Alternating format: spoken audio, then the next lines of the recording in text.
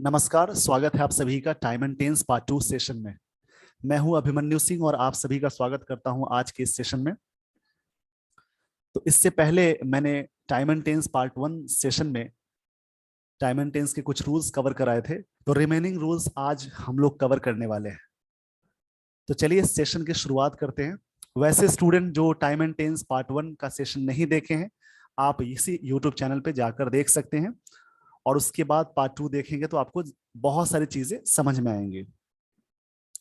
चलिए, तो आज के इस सेशन में हम लोग कवर करने वाले हैं प्रेजेंट कंटिन्यूअस के बारे में। तो अब हम लोग सेशन की शुरुआत करते हैं।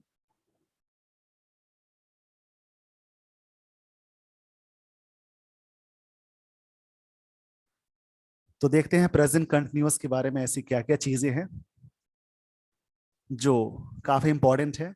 इस टॉपिक को आप शुरू से देखें और बिल्कुल बेसिक से मैं आगे बढ़ रहा हूं।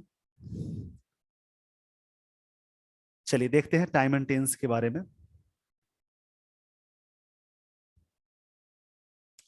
प्रेजेंट कंटिन्यूअस, इसका स्ट्रक्चर होता है subject plus is am are plus V four plus object. मतलब इसमें हिंदी में इसका मतलब होता है रहा है, रही है। वैसे स्टूडेंट्स जो हिंदी से समझना चाहे तो आप इन रूल्स को समझ सकते हैं।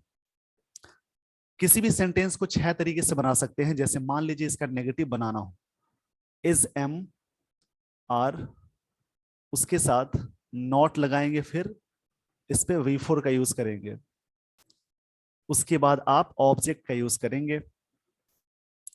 वी फोर का मतलब वर्ब की चौथी फॉर्म, यानी यहाँ पे फोर्थ फॉर्म लगा सकते हैं।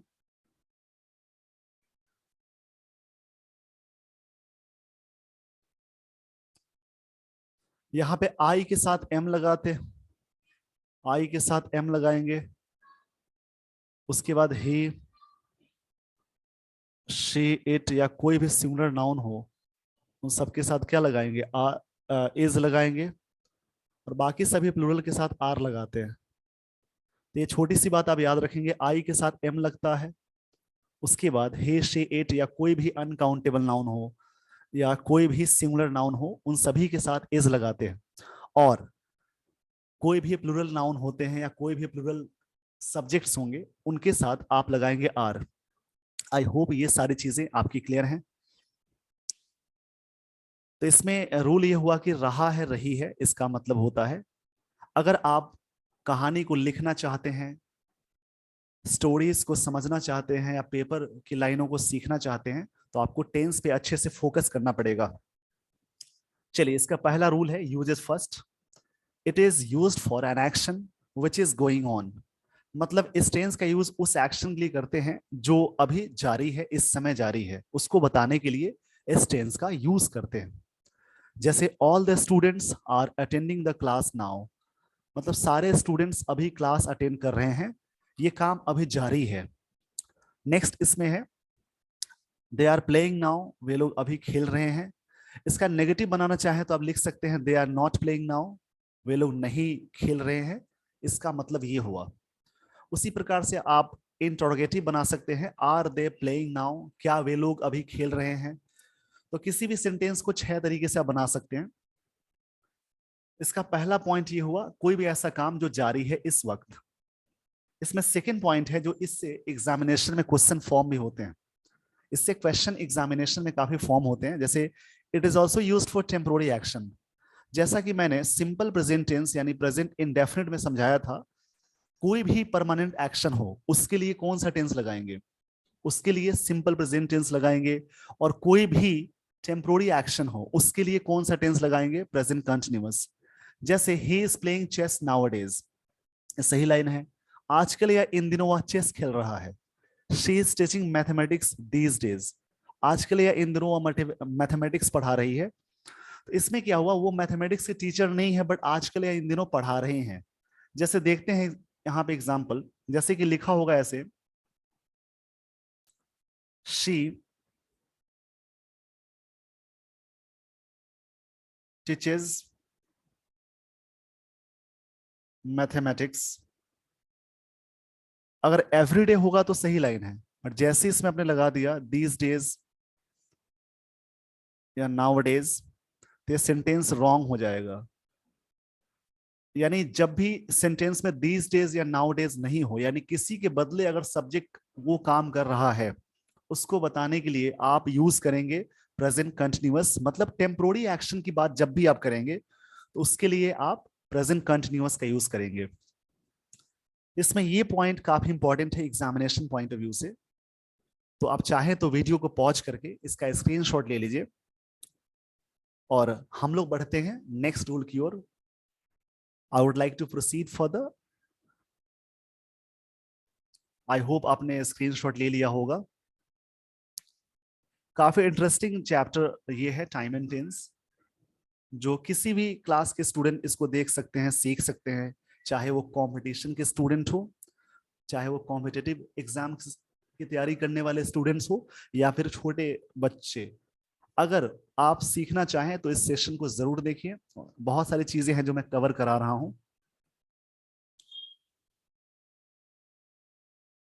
आगे बढ़ते हैं नेक्स्ट रूल की ओर। इसमें ये रूल्स काफी इंपॉर्टेंट है अगर आप देखें एग्जामिनेशन पॉइंट ऑफ व्यू के लिए, तो ये भी रूल्स काफी इंपॉर्टेंट है। जैसे यहां पे दिया हुआ है, following verbs are not use in present continuous tense.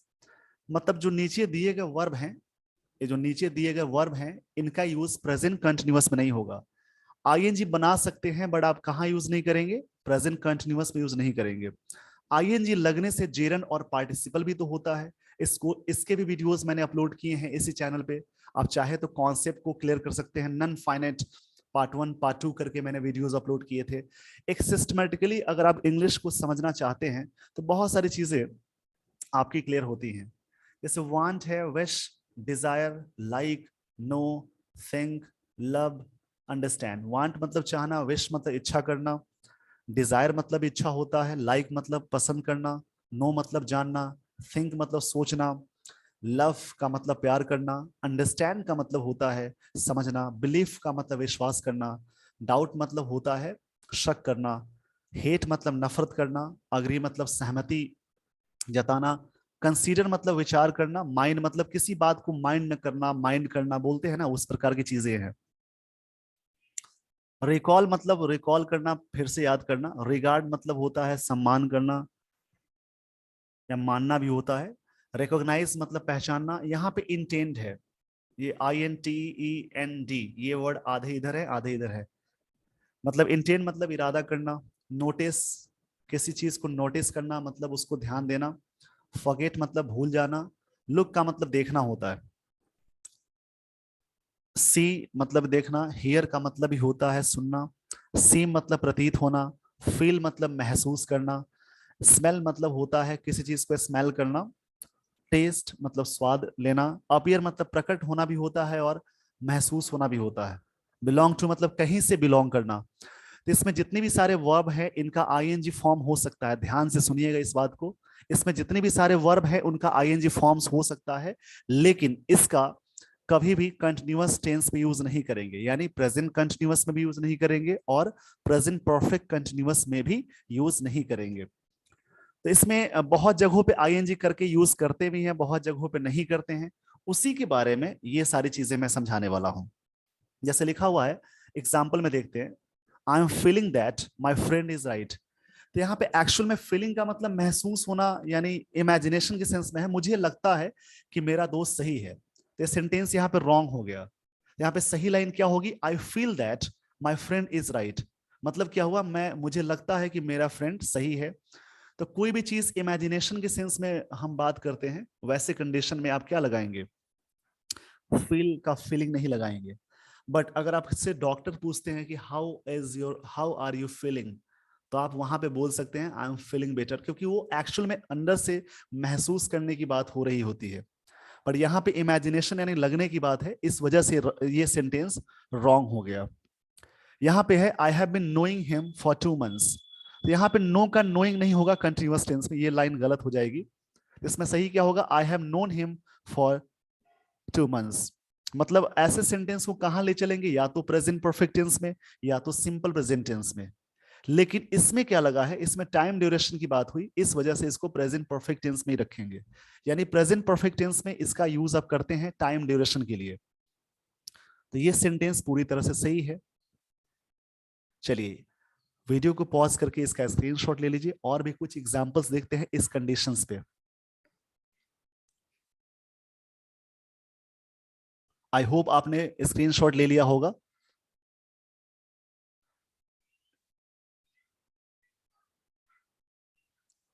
चलिए आगे बढ़ते हैं नेक्स्ट एग्जांपल्स की ओर। यहां पे कुछ एग्जांपल्स है जैसे कि I have been adoring her for the voice with which she is gifted. तो यहाँ पे अडोर का अडोरिंग नहीं होता है, तो यहाँ पे क्या लगाएंगे, I have adored her for the voice with which she is gifted. ये यहाँ पे सेंटेंस है। It is appearing to me that you are plotting against your friends and their parents. तो यहाँ पे अपियरिंग का मतलब हुआ किसी चीज को महसूस करने के बाद ऐसा लगता है मुझे, तो यहाँ पे क्या लगाएंगे, इट इज अपियरिंग की जगह पे आप यूज करेंगे इट अपियर्स। यहाँ पे आप यूज करेंगे इट अपियर्स का यूज करेंगे। यहाँ पे सेंटेंस में सही करेक्शन हो जाएगा, it appears that you are plotting. Plot मतलब होता है षड्यंत्र करना यानी साजिश करना। She is not understanding me, यानी ये सेंटेंस रॉन्ग हो गया, तो इसकी जगह पे आप क्या लगाएंगे, she does not understand me. ये यहां पे पूरी तरह से लाइन सही है। यानी वैसे सेंटेंस को आप कहां ले चलेंगे, सिंपल प्रेजेंट टेंस में। कुछ नोट में एग्जांपल्स है जैसे कि देयर इज नो अंडरस्टैंडिंग। यहां पे अंडरस्टैंडिंग वर्ब की तरह नहीं, नाउन की तरह काम कर रहा है, इस वजह से ये सेंटेंस सही है। There is no understanding between you and me. यानी अंडरस्टैंड के यहाँ पे अंडरस्टैंडिंग नाउन के सेंस में आप बना सकते हैं, ये सही लाइन है। आगे की लाइन को देखते हैं, one of the actors is appearing on the stage. One of के बाद आने वाला नाउन होता है प्लूरल, वर्ब होता है सिंगुलर, क्योंकि बहुत सारे में से एक की बात कर रहे हैं, इस वजह से इज यहां पे लगेगा। और अपियरिंग ऑन द स्टेज, देखो अपियर का मतलब होता है, आप सभी इसको ध्यान से समझिएगा, अपियर का मतलब होता है प्रकट होना भी। तो एग्जाम देने के लिए अपियरिंग यूज कर सकते हैं, या फिर कोई व्यक्ति स्टेज पे प्रकट होने वाला है या हो रहा है, वैसे कंडीशन में अपियरिंग आप यूज कर सकते हैं। बट यहाँ पे ये जो लाइन दी गई थी, it is appearing to me that you are plotting, यानी वहां पे सेंटेंस रॉन्ग था, क्योंकि कोई चीज लगने की बात हो रही होती है, इस वजह से वहां पे वो लाइन रॉन्ग थी। तो कुछ ऐसे वर्ब हैं जिसका कंटिन्यूअस यानी प्रेजेंट परफेक्ट कंटिन्यूअस या प्रेजेंट कंटिन्यूअस में यूज नहीं करते हैं, और उनका यूज कहां पे करेंगे, सिंपली आप यूज करेंगे सिंपल प्रेजेंट टेंस में या फिर प्रेजेंट परफेक्ट टेंस में। तो उनका आईएनजी फॉर्म होता है, लेकिन टेंस के सेंस में कंटिन्यूअस में नहीं यूज करेंगे। आईएनजी फॉर्म होने से जेरन और पार्टिसिपल भी तो हो सकता है। तो ये rules examination point of view से काफी इंपॉर्टेंस थे, ये काफी इंपॉर्टेंट रूल्स थे। तो आई होप आपने यहां तक चीजों को समझा, तो इसका स्क्रीनशॉट ले लीजिए वीडियो को पॉज करके। तो इसके बाद जैसे बहुत ऐसे रूल्स होंगे जो काफी इंपॉर्टेंट होंगे, वीडियो को बार बार रिवाइज करके आप देखिए, दोबारा आप देखिए, तब चीजें आपको अच्छे से समझ में आएंगी, और उसका नोट डाउन करके आप समझेंगे तो आपको उसका बेनिफिट मालूम चलेगा। आई होप आपने स्क्रीनशॉट ले लिया होगा इसका। बढ़ते नेक्स्ट स्लाइड की ओर। नेक्स्ट स्लाइड में कुछ रूल्स हैं, जैसे कि प्रेजेंट परफेक्ट टेंस के बारे में यहाँ पे जिक्र है। जैसे प्रेजेंट परफेक्ट टेंस का मतलब हुआ, ये स्ट्रक्चर है सब्जेक्ट प्लस हैव या हैज V3 प्लस ऑब्जेक्ट। यानी यहां पे क्या हुआ, सब्जेक्ट प्लस हैव या हैज V3 प्लस ऑब्जेक्ट, इसका मतलब है चुका है, चुकी है, किया है, की है, मतलब कोई भी ऐसा काम जो हाल ही में हुआ है उसको बताने के लिए इसका यूज करेंगे। इसका नेगेटिव कहां बनता है, हैव या हैज के साथ आप इसमें नॉट लगाएंगे, फिर V3 लगाएंगे, फिर ऑब्जेक्ट। इसका 6 सेंटेंस बना सकते हैं। अब यहाँ पे हैज कहां लगता है, थर्ड पर्सन सिंगुलर के साथ हैज लगाते हैं, जैसे ही, शी, इट, या कोई भी सिंगुलर के साथ हैज लगाते हैं। बाकी सभी के साथ हैव लगाएंगे, जैसे आई के साथ हैव लगता है, आई, वी, दे, या कोई भी प्लूरल नाउंस हो उसके साथ आप क्या लगाएंगे, हैव लगाएंगे। लेकिन मैं इस साइड में लिख देता हूं थर्ड पर्सन सिंगुलर, ही हो, शी हो या इट हो, उन सब के साथ आप क्या लगाएंगे? उन सब के साथ आप हमेशा हैज का यूज करेंगे। ही, शी, इट या कोई भी सिंगुलर नाउन, अनकाउंटेबल नाउन भी सिंगुलर नाउन में आते हैं, तो इनके साथ आप हमेशा क्या लगाएंगे? हैज का यूज करेंगे। आई होप आपने यहां तक चीजें अच्छे से समझ ली होगी। तो इसका मतलब कोई भी ऐसा काम जो हाल ही में हुआ है या उसका इफेक्ट अभी भी है, मतलब चुका है, चुकी है, किया है, की है, खेला है, खेली है, पढ़ा है, पढ़ी है, इस प्रकार की चीजें इसमें आती हैं। अब इसमें यूजेस में क्या है? An action which has completed recently, मतलब कोई भी ऐसा एक्शन जो हाल ही में समाप्त हुआ है उसको बताने के लिए इस टेंस का यूज करेंगे। जैसे शी हैज जस्ट गॉन, वो अभी अभी गई है।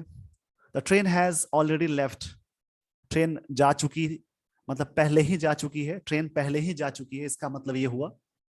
One of my friends has bought a car recently, एक मेरा दोस्त है जो हाल ही में कार खरीदा है, उसको बताने के लिए इसका यूज करेंगे। तो आपने देखा इसमें कुछ रूल्स मिले जो काफी इंपॉर्टेंट है। तो सिंपल है कि कोई भी ऐसा काम जो हाल ही में समाप्त हुआ उसको बताने के लिए इसका यूज करेंगे। और यहाँ पे इसका इंट्रोगेटिव बनाना हो तो हैज या हैव को बाहर निकाल कर बनाएंगे। जैसे मान लीजिए कि आपने होमवर्क कंप्लीट किया है, जैसे मैंने बोला कि have you completed your homework, इसका मतलब क्या हुआ? क्या आपने अपना होमवर्क कंप्लीट किया है? ये थे काफी रूल्स जो यहां तक मैंने बताए। तो इसमें ये सारी चीजें आपको मिल रही हैं, तो इसमें क्या हुआ कि क्या आपने होमवर्क कंप्लीट किया है, ये चीजें इसमें आ रही हैं। इस पेज का स्क्रीन, यानी मैंने यहाँ पे क्वेश्चन पूछा तो इसका जवाब आप दे सकते हैं। अगर आपने किया है तो बोलेंगे yes I have completed my homework, नहीं किया है तो वहां पे आप बोलेंगे no I haven't completed my homework. इस प्रकार से आप सेंटेंस को आप बना सकते हैं। यानी जब भी आपको एक सेंटेंस मिले, किसी भी सेंटेंस को नेगेटिव, इंटरोगेटिव, उसका नेगेटिव WH वर्ड में कन्वर्ट करके बहुत सारी चीजें आप कर सकते हैं। आई होप यहां तक चीजें क्लियर हैं, तो आप स्क्रीनशॉट लेते चलिए और वीडियो को पॉज करके, ताकि आगे के कुछ रूल्स हम लोग देख लें। मैं आपको सिस्टमेटिकली धीरे धीरे चीजें समझा रहा हूं। अगर आप इस चीज को सीखना चाहें तो डेली बेसिस पे ये सेशंस आप देखते देखते रहिए। जो भी मैं सेशंस लाता हूं या फिर आगे भी जो भी सेशंस लाने वाला हूं उनको जरूर देखिए। आई होप यहां तक चीजें क्लियर है। मैं बढ़ता हूं नेक्स्ट स्लाइड की ओर। इसमें ये रूल्स भी काफी इंपॉर्टेंट है एग्जामिनेशन पॉइंट ऑफ व्यू से। जैसे यहाँ पे ये रूल है कि प्रेजेंट परफेक्ट टेंस का ही रूल है, सेकेंड पॉइंट है। So far, up to now, yet, up to present, ever, never, occasionally, often, just, मतलब so far, up to now, yet, इन सभी का मतलब होता है अभी तक। अप टू प्रेजेंट का मतलब भी होता है अभी तक। एवर मतलब कभी, नेवर का मतलब कभी नहीं, ओकेजनली मतलब कभी कभार, ऑफन मतलब प्रायः, जस्ट मतलब पहले, अभी अभी, ऑलरेडी मतलब पहले ही, लेटली का मतलब होता है हाल ही में, रिसेंटली मतलब होता है हाल ही में, सेवरल टाइम्स मतलब अनेकों बार। Are, ETC are used in present perfect tense, मतलब अगर ये कॉम्बिनेशंस लगे होते हैं सेंटेंस में तो आप किन टेंस का यूज करेंगे? प्रेजेंट परफेक्ट टेंस का।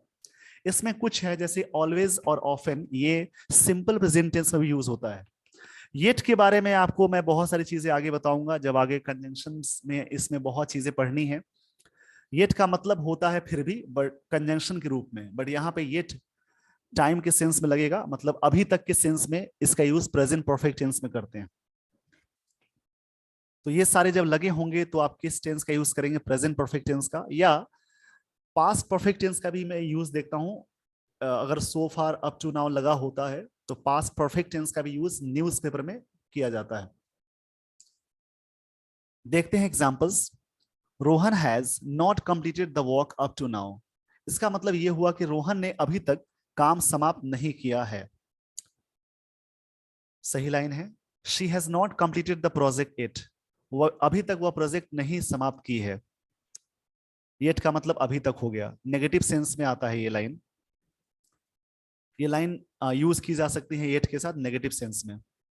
One of my friends has already left, मतलब बहुत सारे मेरे दोस्त हैं, उसमें से एक दोस्त पहले ही जा चुके हैं। तो ऑलरेडी लगा है तो कौन सा टेंस यूज करेंगे? Present perfect tense. We can use, if these constructions are used in sentence, we have to use present perfect tense. Next line देखते हैं, my brother did not come yet. यहां तक ये लाइन सही थी, but जैसे ही इसमें आपने लगा दिया येट, ये सेंटेंस रॉन्ग हो जाएगा। येट लगने से सेंटेंस का कॉम्बिनेशन क्या होना चाहिए? वो आप यूज करेंगे प्रेजेंट परफेक्ट टेंस में। तो यहाँ पे ये जो रूल्स मैंने बताए, इसमें ये भी रूल है, my brother has not come yet, यानी ये सेंटेंस में किसमें यूज करेंगे? प्रेजेंट परफेक्ट टेंस में यूज करेंगे।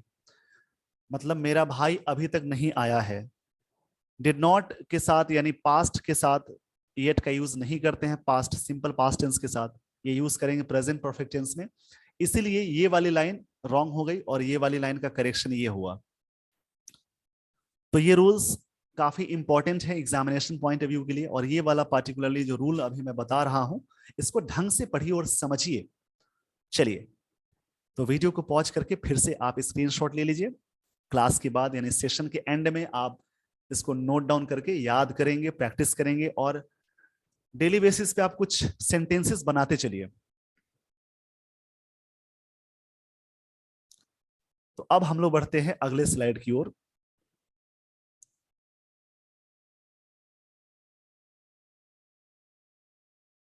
चलिए देखते हैं। इस तरह से अब हम लोग आ चुके हैं प्रेजेंट परफेक्ट कंटिन्यूअस में। अब मैं आपको बताने वाला हूं प्रेजेंट परफेक्ट कंटिन्यूअस के बारे में। सबसे पहली चीज ये जाननी जरूरी है कि इसका स्ट्रक्चर क्या होता है। सब्जेक्ट प्लस हैव या has, been plus V four plus object plus since या फॉर प्लस टाइम। मतलब ये हुआ इसका स्ट्रक्चर। इसमें नेगेटिव जब भी लगाएंगे तो आप कहां लगाएंगे?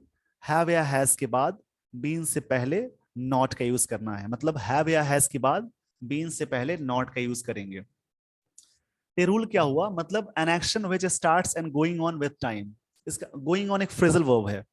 कोई भी ऐसा एक्शन स्टार्ट हुआ और समय के साथ जारी है, उसको बताने के लिए इस टेंस का यूज करेंगे। मतलब स्टार्ट तो हुआ बट समय के साथ कुछ समय तक चल रहा है या फिर चलता आ रहा है, उसको बताने के लिए इस टेंस का यूज करेंगे। अब इसमें ये बात आ गई कि नोट में आपको याद रखना है कि फॉर कहां लगता है और सिंस कहां लगता है। तो length of time, duration of time की बात जब करते हैं तो फॉर का यूज करेंगे। जैसे 2 घंटे से, 4 घंटे से, 2 मिनट से, 2 साल से, 10 साल से, इस प्रकार की चीजें जब भी आती हैं तो आप क्या लगाएंगे? फॉर का यूज करेंगे। जो चीज मैं बोल रहा हूं उसको भी सुनकर आप लिख कर याद करेंगे। इसमें क्या है? सिंस, इसका यूज कहां पे करते हैं? पॉइंट ऑफ टाइम के लिए। पॉइंट ऑफ टाइम मतलब कोई ऐसी चीज जो पर्टिकुलरली पॉइंट ऑफ टाइम की बात करते हैं, उसको बताने के लिए इस टेंस का यूज करेंगे। Point of time that means ये हुआ, जैसे सुबह से एग्जैक्टली कोई टाइम दिया हुआ है, एग्जैक्टली कोई ईयर दिया हुआ है, जैसे 2010, 2015, यानी 2010, 2015, इस प्रकार की चीजें जब भी मिलेंगी तो आप क्या लगाएंगे? सिंस का यूज करेंगे। सुबह से, बचपन से, लास्ट मंडे से, अगर ऐसा रहे तो उन सभी कंडीशंस में सिंस लगाएंगे। इसको रिवाइज करके, रिवाइंड करके आप वीडियो देखिए, ताकि आप जो चीजें मैं बोल रहा हूं वो चीजें आपको याद भी होनी चाहिए। उसको नोट डाउन करके लिख लेंगे। चलिए, तो ये सिंस का यूज लेंथ ऑफ टाइम के लिए होता है, और सॉरी, क्षमा चाहता हूं इसके लिए, फॉर का यूज होता है लेंथ ऑफ टाइम के लिए, और सिंस कहां लगाते हैं? पॉइंट ऑफ टाइम के लिए। तो ये चीजें आपको याद रखनी है। तो देखते हैं यहाँ पे कैसे एरर हो सकते हैं, एग्जाम में क्या पूछे जा सकते हैं। जैसे she has been reading English newspaper for 2 hours. यहाँ पे 2 घंटे से बात हम कर रहे हैं, तो इसमें क्या लगाएंगे? फॉर का यूज करेंगे। मतलब वह 2 घंटे से इंग्लिश न्यूज़पेपर रीड कर रही है। अगर यहीं पे होता 8 बजे से 10 बजे से, तो सिंस का यूज करते। बट यहाँ पे ड्यूरेशन ऑफ टाइम की बात है, 2 आवर्स की बात है, तो वहां पे क्या लगाएंगे? फॉर का यूज करेंगे। नेक्स्ट एग्जाम्पल है, they have been attending the seminar since 10 AM। They have been attending the seminar since 10 AM। मतलब सुबह 10 बजे से वह सेमिनार अटेंड कर रहे हैं, वे लोग सेमिनार अटेंड सुबह 10 बजे से कर रहे हैं। तो यहाँ पे सिंस 10 AM लगा क्योंकि सुबह की बात हो रही है। अगर यही होता 5 घंटे से 4 घंटे से तो फिर आप लगाएंगे फॉर, बट यहाँ पे सिंस सही सेंटेंस है, ये भी लाइन सही है। आगे इसमें लाइन दी गई है, my uncle has been living in America since 2005। मतलब मेरे अंकल अमेरिका में रह रहे हैं, कब से रह रहे हैं? 2005 से रह रहे हैं। तो यहाँ पे 2005 से हम बात कर रहे हैं, तो यहाँ पे ये चीजें क्या होंगी? सिंस का यूज बिल्कुल सही है। अगर यहाँ पे लिखा होता कि 10 ईयर्स से 15 ईयर्स से, तो वहां पे फॉर का यूज करते। तो यहाँ पे सेंटेंस का मतलब ये हुआ, my uncle has been living in America since 2005। मेरे अंकल अमेरिका में रह रहे हैं 2005 से, मतलब अभी भी रह रहे हैं। अब इसी सेंटेंस को अगर इस प्रकार से लिखा रहता, my uncle is living America since 2005, ये सेंटेंस रॉन्ग हुआ। क्यों रॉन्ग हुआ? जैसे ही ड्यूरेशन ऑफ टाइम लगता है, तो यहाँ पे प्रेजेंट कंटिन्यूअस का मैंने यूज कर दिया। तो प्रेजेंट कंटिन्यूअस का यूज नहीं करना है। जैसे ही ड्यूरेशन ऑफ टाइम या पॉइंट ऑफ टाइम होगा, तो आप यूज करेंगे प्रेजेंट परफेक्ट कंटिन्यूअस का। तो इसलिए यहाँ पे प्रेजेंट कंटिन्यूअस के साथ, प्रेजेंट कंटिन्यूअस के साथ सिंस या फॉर जैसे लगा, तो सेंटेंस रॉन्ग हो जाएगा। उस सेंटेंस को कन्वर्ट कहाँ करेंगे? प्रेजेंट परफेक्ट कंटिन्यूअस में। तो इस प्रकार से क्वेश्चन आते हैं। तो इससे क्वेश्चन सिंस फॉर में मिस्टेक्स करके दिया होता है, या फिर जो अभी मैंने बताया कि प्रेजेंट परफेक्ट टेंस में सिंस फॉर, प्रेजेंट कंटिन्यूअस में सिंस फॉर लगा दिया, तो वो सेंटेंस रॉन्ग हो जाएगा। जैसे ही सिंस फॉर लगा है, तो प्रेजेंट परफेक्ट कंटिन्यूअस का आप यूज करेंगे। तो ये थे कुछ रूल्स। इसी प्रकार से प्रेजेंट टेंस, यानी प्रेजेंट टेंस के 4 टाइप्स मैंने अभी तक डिस्कशन कराया, जो काफी इंपॉर्टेंट रूल्स थे। इसमें इस वाले पोर्शन में एक ही रूल है। तो जो भी इंपॉर्टेंट रूल्स मैंने डिस्कशन करा दिए हैं, उसका आप स्क्रीनशॉट लिए हुए हैं, तो उसका नोट डाउन, उन रूल्स को लिखें, समझें और याद करें। तो ये सेशन जो काफी इंटरेस्टिंग था, अगर आप चाहें इसको समझना, तो आई होप आपको इंटरेस्टिंग लगा होगा। और ये चीजें काफी इंपॉर्टेंट है एग्जामिनेशन पॉइंट ऑफ व्यू के लिए। तो इसी के साथ आज के सेशन को मैं इसी पे एंड करना चाहूंगा। इसके रिमेनिंग पोर्शन, मतलब पास्ट टेंस की शुरुआत हम लोग अगले सेशन में करेंगे, यानी पार्ट 3 वाले वीडियो में। टाइम एंड टेंस पार्ट 2 अभी आप देख रहे हैं। इससे पहले मैंने अपलोड किया था टाइम एंड टेंस पार्ट 1, उसका वीडियो भी देखिए आप जाकर फिर से। और पार्ट 3 जब इसका मैं लाऊंगा, वहां पे हम लोग देखेंगे प्रेजेंट परफेक्ट कंटिन्यूअस के बाद हम लोग देखेंगे सिंपल पास्ट टेंस या पास्ट टेंस के रूल्स जो भी होंगे, वहां से डिस्कशन करेंगे। इसके लिए बने रहिए मेरे साथ। With this, everyone, I would like to end this session. Just keep watching this channel, keep learning, and share this video if you like, and subscribe this channel, like and share with your friends. Thank you so much for watching this video. Thanks everyone.